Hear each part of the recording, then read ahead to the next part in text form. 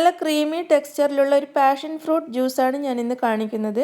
ഇത് ബ്ലെൻഡ് ചെയ്യേണ്ട ആവശ്യമൊന്നുമില്ല. നമുക്കിതൊരു ഫോർക്ക് അല്ലെങ്കിൽ ഹാൻഡ് വിസ്ക് വെച്ച് നന്നായിട്ടൊന്ന് ബീറ്റ് ചെയ്തെടുത്താൽ മാത്രം മതി. അതിനുവേണ്ടി ഞാനിവിടെ 2 പാഷൻ ഫ്രൂട്ട് എടുത്തിട്ടുണ്ട്. ഇതിൻ്റെ അറ്റത്തുനിന്ന് ഇതുപോലെ ഒന്ന് കട്ട് ചെയ്തെടുക്കാം. അതിനുശേഷം ഇതിൻ്റെ ഉള്ളിലുള്ള ജ്യൂസ് മുഴുവൻ ഒരു സ്പൂണ് വെച്ച് ഒരു ഗ്ലാസ് ജാറിലേക്ക് മാറ്റാം.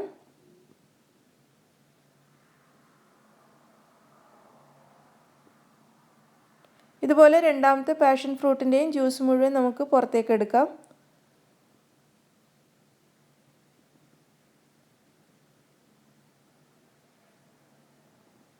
ഇനി ഇതിലേക്ക് 3 ടേബിൾ സ്പൂൺ പഞ്ചസാര ചേർക്കാം.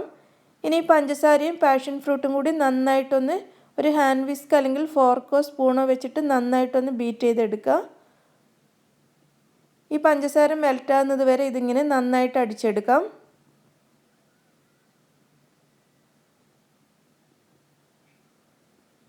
ഇതിവിടെ നന്നായിട്ട് മെൽറ്റായിട്ടുണ്ട് പഞ്ചസാര. ഇനി ഇതിലേക്ക് 1 കപ്പ് പാല് ഞാൻ ഒഴിച്ചു കൊടുത്തിട്ടുണ്ട്.